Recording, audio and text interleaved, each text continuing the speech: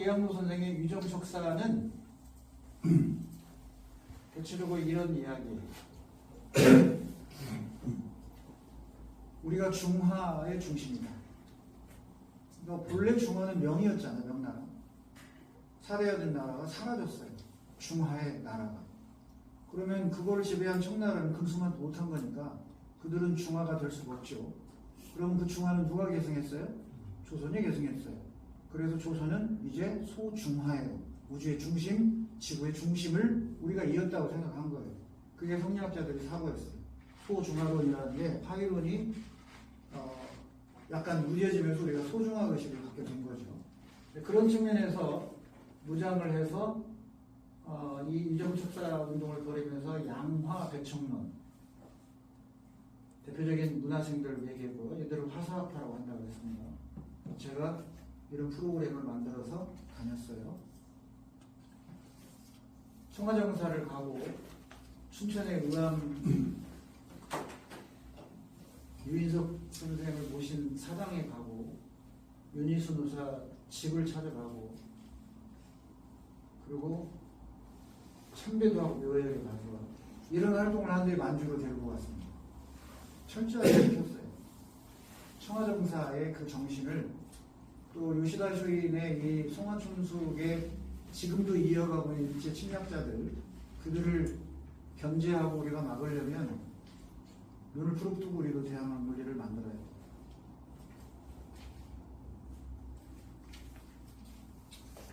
노사 기정진 선생은 유리론입니다. 오직 비만이 존재하고 주장한 거예요. 그래서 1866년 이 병인년에 소를 올리게 되고요. 약물 금단론, 화서 이양로가 비슷하죠. 주장이. 이런 주장들로 무장된 게 바로 이 정재규 기우만, 총사 기우만 선생이 아주 유명한 노사파의 문화생입니다. 그래서 이런 활동들을 했고 장성을 찾아가서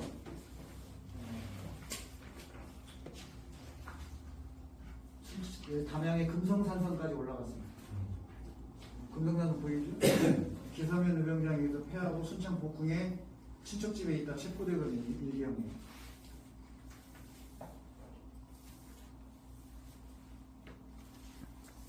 여기는 광주 서공원입니다. 자, 이제 이 유림들의 변화, 유정척사파가 변하는 거에 두 번째 계기가 뭐냐면 바로 이 1875년 운요가 쳐들어온 강화도에 그리고 1년 있다 맺은 조일 수호, 우리가 흔히 말하는 강화도 조약입니다. 이 강화도 조약 때는 지금 누가 친정을 해요? 고종이 친정 제도로 돌아섭니다. 그래서 고종도 이제는 더 이상 평상수도 더불어주식으로는 안 되겠다. 우리도 열자라고 해서 이제 개화의 길 가게 되는 거예요.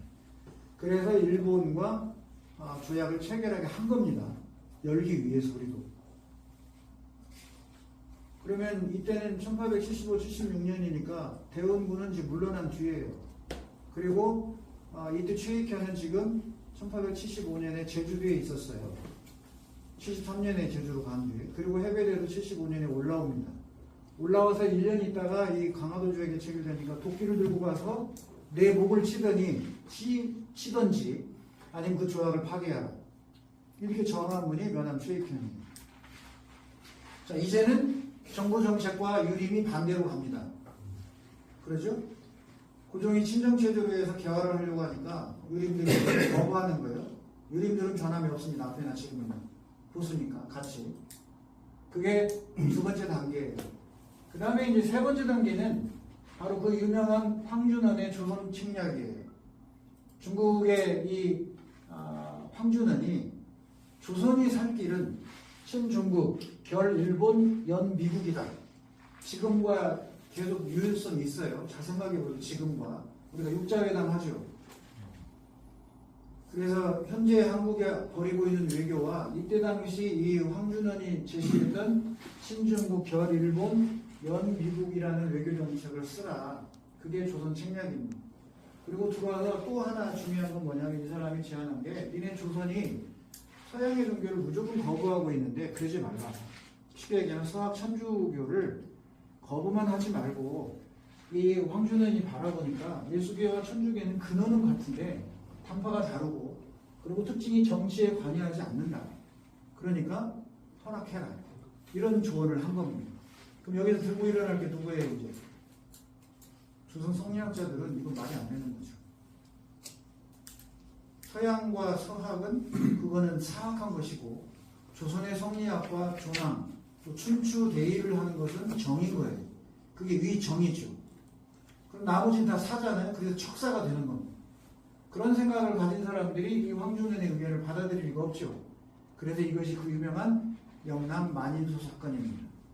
1871년에 일어나요. 1881년에 1881년 영남 만인소가. 그런데 이거보다 10년 전인 1871년 미국이 조선을 침략해 올 때 일본은 어땠느냐? 바로 유아쿠라 사절단을 파견합니다. 유럽과 미국에. 이 차이로 우리가 일본한테 진 거예요. 이 차이로, 이 시기에. 우리는 1881년 영남 만인수에서 전국의 유생들이 들고 일어나서 개화를 거부할 때 그 10년 전에 일본은 이미 1853년에 페리제독에 의해서 항복했고 54년에 조약을 체결했는데 그게 조약이 마음에 안 들어서 이제 일본 내에 막부 세력과 왕정 복부 세력이 이제 충돌을 한단 말이에요. 훗날. 그런데 이 이와쿠라 사절단이 유럽을 가고 미국을 가고 돌아와서 이들이 일본을 근대화시키는 주축 세력이 된다. 여기에 이또가 있었다. 그런 얘기입니다. 이또 이러봅니다. 그리고 이들이 빈 자리에 바로 사이고 가물이라고 하는 영화 라스트 사무라이의 주인공으로 나왔던 이들이 왕정 복부 세력이었지만 그런 세력 관계에서 밀리면서 정한론을 주장합니다. 그 정한론이 바로 이 시기 1870년대 중반에 나와요. 정한론. 조선을 정벌하자. 이거를 우리 대한제국, 그러니까 그날 조선에서, 훗날 조선 후기에 이들을 간파하지를 못했어요. 그래서 진 겁니다. 자, 이제 다 끝나갑니다. 예. 이 영남 만인소가 전국으로 퍼져나갔어요. 아쉬운 것은 이때 우리도 빨리 개항을 하고 열어서 유럽의 산업혁명의 진기선 진기 관찰을 받아들이고 공장을 세우고 자본을 축적하는 자본주의가 더 빨리, 우리가 자본주의를 안 했다는 게 아니라 더 빨리 갔다고 하면 그렇게 일본에 무기력하게 지지는 않았을 거예요. 그런데 이웃나라 일본이 이렇게 버리고 있는 동안 우리는 10년 뒤에 유생들이 전국에서 들고 일어나면서 거부 정책을 썼죠. 그냥 언제 열어요? 열 수가 없었던 거죠. 그래서 이때부터 차이가 분명하게 났다는 겁니다. 네 번째 단계는 이제 1890년대예요. 이때가 바로 우리 동학농민혁명입니다. 1894년. 그래서 그 한복판이 1894년에 있었던 6월 21일 날 아베의 고조부였던 오오시마라고 하는 고조부가 경복궁 침략의 리더입니다. 1894년 6월 21일 경복궁이 이제 조선의 군대하고 전투를 벌이다가 결국 함락이 되면서 제2차 동학농민혁명이 등재가 되고 이때부터 우리의 동학도 의병이고 그리고 1895년 1년 있다가 원상호가 살해되면서 을미의병으로 10년 있다가 을사늑약에 의한 을사의병으로 2년 있다가 정미칠조약에 의해서 정미의병으로 다시 2년 있다가 호남의병들이 어마어마하게 들고 일어나죠. 그게 1909년 9월에서 10월 두 달간 벌어진 남한폭도 대토벌 작전입니다. 호남의병 각살 작전입니다. 이렇게 우리 의병사가 연결이 됩니다. 그러면서 이 중심축은 뭐예요? 바로 유정척사 사상을 가진 유림들이 그 의병의 중심에 있었습니다.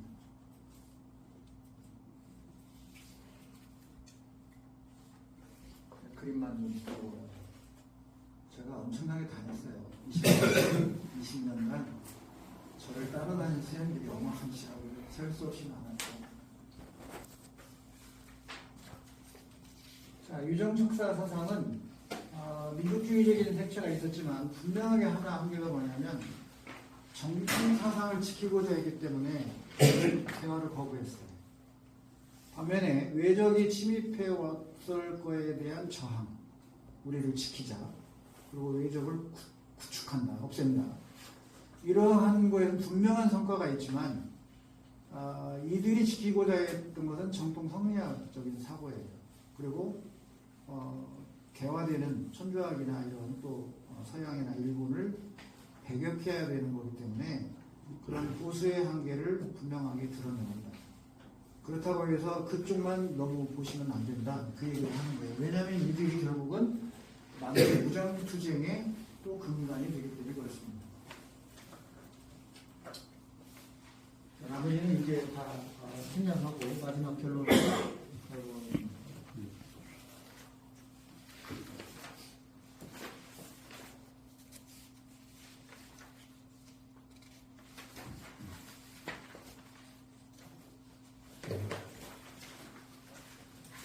오늘 그러면 어떻게 가야 할 것이냐. 동학에서 의병, 공익전쟁이 그리고 오늘이잖아요. 제가 이 얘기를 하려고 오늘 강의를 한 겁니다. 동학농민혁명, 을미의병, 을사의병, 정리의병, 호남의병. 우리 민족은 고래로부터 지금까지 나약한 적이 없었어요. 이 정신은 변함이 없는 거고 앞으로도 마찬가지일 겁니다. 그래서 동학농민혁명의 의병부터 을미, 을사, 정리, 호남 의병까지 무려 만 16년 동안 이 땅을 유린하려고 하는 외세나 또 일본 그들의 침략에 대항해서 끊임없이 싸웠습니다. 저는 2005년 역사 강의를 처음 시작한 지 지금 20년째 역사 강의를 하고 있는데 그것도 책 보고 공부해서 하는 게 아니고 현장으로 다 뛰어다녔습니다. 지금까지. 그래서 중국 땅만도 35번 다녔고 지금 일본 안내도 하고 있고 내년에도 도시에 연해줄 안내를 앞두고 있는데 글자로 배운 역사가 아니고 저는 가슴으로 이 의병들을 다 안았어요. 아까 제가 소개한 의병장들, 지식인들 외워서 하는 사람 없습니다. 다 제 20년의 역사 길에서 다 가슴으로 만났던 사람입니다. 현장에서. 그러니까 그래도 다 어디서 돌아가시고 어디에서 의정전쟁하고 이런 것들. 그래서 이분들의 이런 줄기찬 만 16년에 동학 의병으로부터 해서 호남 의병까지 그리고 경술국지 전후에 목숨을 끊은 이 우국지사들 전후에 돌아가신 분들이요. 서울이 6명, 경기 6명, 강원도 2명, 충청도 11명, 그리고 영남이 21명입니다. 스스로 목숨을 끊어서 일제 항거한 사람, 전라도가 16명입니다. 면적과 선비들을 한번 생각해보세요. 영남의 유림에 비해서 호남의 유림이 약한 편입니다. 그 이유는 바로 이 동학농민혁명 때 호남의 지식인들이 대부분 다 학살당했어요. 그잖아요? 그들이 살아났다면 독립운동으로 다 연결되면서 이름 날릴 사람들이 전부.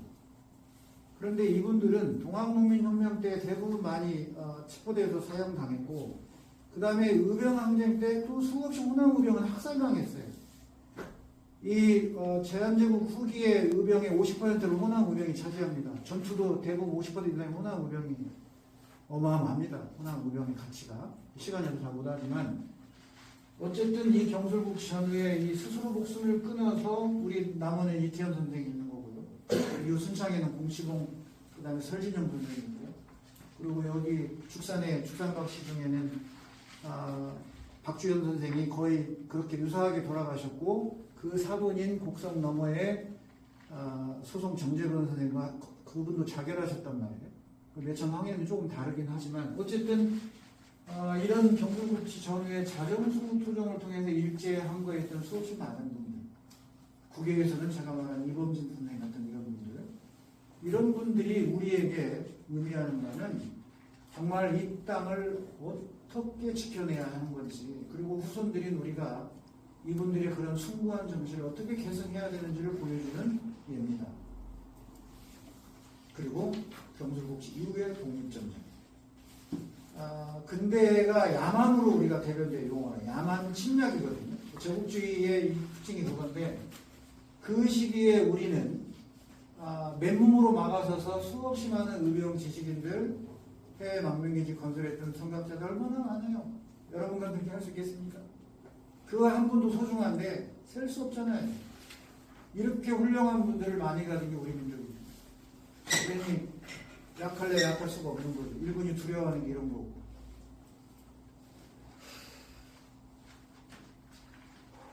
그리고 오늘 우리가 가야 될 게 뭐냐. 바로 동학국민혁명군들이 했던 자주독립, 일본군을 몰아내고 우리가 울고 깨서는 그런 자주국가의 모습, 그게 혁명군들 30만이 희생해서 피어난 꽃 아니겠어요? 그러면 그 자주가 지금 이어져야 되는 거죠. 왜? 남북분단에 의해서 우리가 가야 될 게 자주니까. 통일 얘기할 거 없습니다. 자주정신이 없으면 그건 통일 얘기 하나만 해요. 먼저 우리가 이 시대에 필요한 사상이나 정신은 동학의 그 자주정신을 먼저 새겨야 됩니다. 그 다음에 통일을 논할 수가 있는 거예요. 그런데 자주 얘기 안 해요, 지금. 그죠? 자주 얘기 안 하잖아요. 자주 얘기하면 북한 뭐 이런 걸 연상하게 하는데 왜 우리가 자주를 얘기하지 않습니까? 우리가 해야죠. 동학의 후예들이. 그래서 자주정신을 우리 후학들이 계승해서 자주정신을 무장한 뒤에 우리 민족끼리 통일을 이루어가야 돼요. 외세 들어오면 들어온 만큼 떼어줘야 됩니다. 그건 역사의 교훈이에요. 북한 붕괴되면 안 돼요. 그래서 북한 붕괴되면 중국 개입하고 러시아 개입하고 미국 개입하고 일본 개입하고 유엔 개입할 거잖아요. 다 떼어줘야겠죠. 언제까지 또 분단을 이어갈지 모릅니다. 그래서 북한 붕괴를 꿈꿔서는 안 되고 그 전에 남과 북의 지도자들이 우리 미래를 염려하면서 안동으로 넘어가는 만주로 가는 철도, 두만강으로 가는 시베리아 횡단철도가 결국 러시아가 남하하면서 이 횡단철도를 1800년대 후반 프랑스의 자금 받으면서 시작된 게 결국 우리는 식민지로 간 거예요. 러시아가 내려왔기 때문에 일본이 막은 게 아니고 일본은 일본대로 우리를 침략하려고 했고 러시아는 러시아대로 남하하려고 하는데 줄이 만난 거예요. 그게 너일 전쟁, 그게 시베리아 횡단철도. 철로가 가지는 아이러니가 여기에 있습니다. 어쨌든 우리는 남북 분단의 극복을 위한 자주운동을 벌여야 되고 그러한 사업으로서 통일운동을 전개해야 된다. 이것이 제가 아직 끝나지 않은 독립운동이라고 이름을 붙인 이유예요. 그래서 제가 만주 독립운동사 기행의 주제가 아직 끝나지 않은 독립운동. 이번에 만주 독립운동사 안내하다가 현수막을 중국 공안한테 뺏겼어요. 2시간 농류되고. 그럼에도 합니다. 아직 끝내야죠 우리가. 그래서 이제 끝내야 됩니다. 누가? 어떻게? 언제부터? 지금 그 많은 사람들 우리가 만나왔잖아요. 망해난 시 나라를 구하겠다고 했던 분.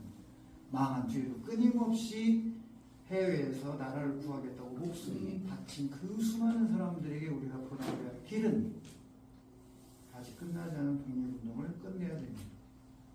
언제 끝나요? 남과 북이 자주적으로 통일을 이루어서 하나의 한민족이 되고 압록강 너머의 제중동포들, 두만강 너머 연해주에 있는 구소련 동포들, 지금 고려인이라고 합니다.